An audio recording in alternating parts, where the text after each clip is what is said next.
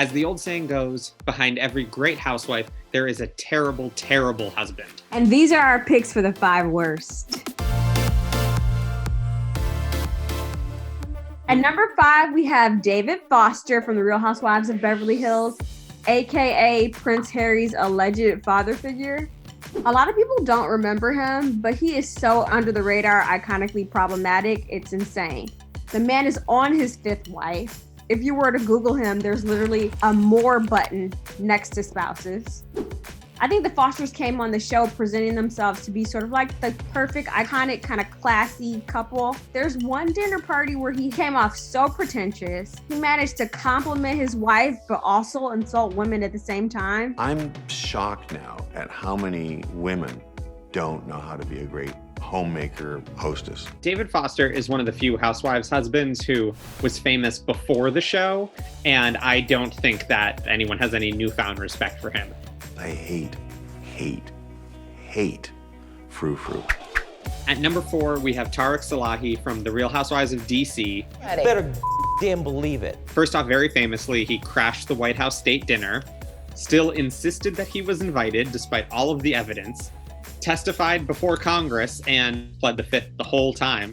Mr. Chairman, then advice of counsel, I respectfully assert my right to remain silent and decline to answer your question. And he also hosted this bizarre grape stomp at a vineyard that he owned, even though the grapes were clearly bought from a supermarket and not grown there.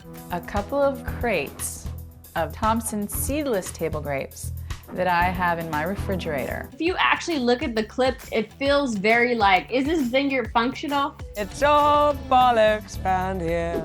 I don't know what he does. I don't know where he is now. I don't know where he came from. But Tareq Salahi, legendary one-season Housewives husband. And number 3, we have Apollo Nida from The Real Housewives of Atlanta. So when we first meet Apollo, we're told that he was recently released from prison. Then in season 5, Apollo got a little too close to Kenya on the trip to Anguilla. What is going on? Then in season 6, we learned that Apollo and Kenya had some type of texting scandal. Don't text my friends. Baby, I'm a grown man. You're not my mama. And then in season 7, Apollo is sent back to prison for fraud, but not before showing up at Phaedra's house. While she's in the process of getting her locks changed to lock him out, he gets really upset. I might leave you with nothing because I built this whole house. Since you want to talk. And remember, at the pajama party, he literally broke someone's rib. At number 2, we have Joe Giudice from The Real Housewives of New Jersey. Joe is the number 1 convicted, deported scammer. Besides all of the mail and wire fraud, Joe is also very known for starting fights whenever he wants. He starts fights at christenings. He starts fights with his own brother-in-law. And he also was not terribly nice to his wife, Teresa. Hold on, here she comes, my bitch wife. She's such a Ow.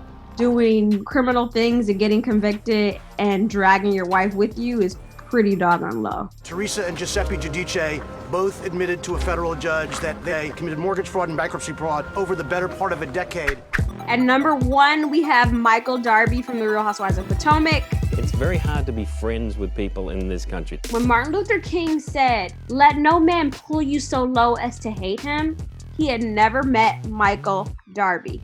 So he's an Australian real estate developer who married his much younger wife, Ashley, when she was a cocktail waitress at a bar that he owned. And that's about all we know about his backstory. But his front story is that he's a creepy Australian man who can't seem to stay faithful to his wife, can't keep his hands to himself, and has the most disturbing, terrible laugh I've ever seen in my life. Bachelor party in Vegas.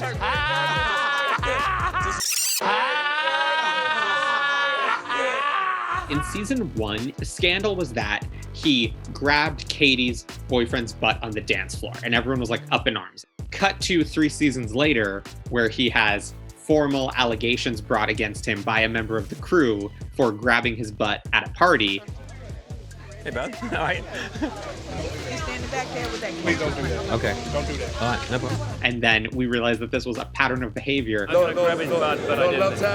he denies all of the allegations. He was caught in a hotel room with some random woman, And then there was the fight in the season finale this year when he called Candace's husband a failed restaurant owner who was bald and couldn't keep his hands to himself, which is so projecting because all of those things only apply to Michael Darby.